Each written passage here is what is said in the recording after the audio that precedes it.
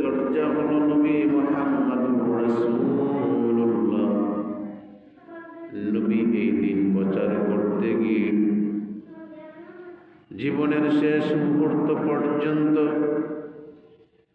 যখন নবীজির মৃত্যুর শয্যায় শুয়ে গেলেন, তখন আবার সাকরাত ইলাল মাউতি, আয়েশারে মৃত্যুর মধ্যে কষ্ট রয়েছে, কিন্তু জীবনের শেষ মুহূর্তে গিয়ে বললেন, আমি এই দিনকে প্রতিষ্ঠা করার জন্য, এই নামাজ প্রতিষ্ঠা করার জন্য আমি নবী উহুদের ময়দানে আমার দান্দান মুবারক শহীদ হয়েছে।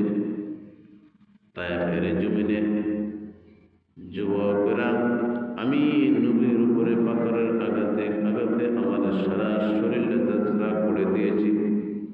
অপরাধ ছিল শুধু একটাই, আমি নামাজের দাওয়াত দিয়েছিলাম, তাওহীদের বাণী নামাজের দাওয়াত দিয়েছিলাম।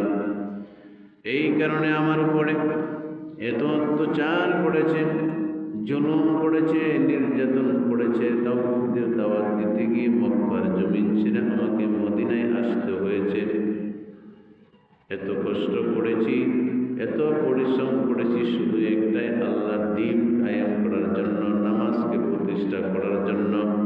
আল্লাহি, আল্লাহর কসম, আমার উম্মত এই বান্দা, আমার উম্মতের মধ্যে যিনি 5 ওয়াক্ত নামাজ কায়েম করবে, দায়েম করবে, ও আয়েশা রে, আমি আমার উম্মতকে নিয়ে জান্নাতে যাব। নামাজ পড়েন না। সামনে আগমন হচ্ছে মাহে রমজান মুবারক,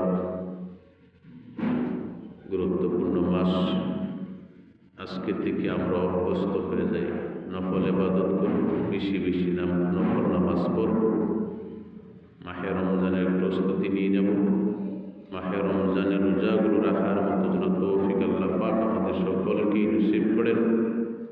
দ্বীন এবং ধর্ম উভয়টা বুঝে চলার তৌফিক নসিব করেন সকল বলে আমিন। সাদাকাল্লাহুল আযীম।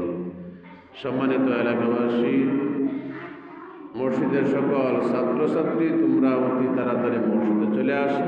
তোমাদের আরবি পড়ার সময় হয়েছে, তোমরা জলদি করে মসজিদে চলে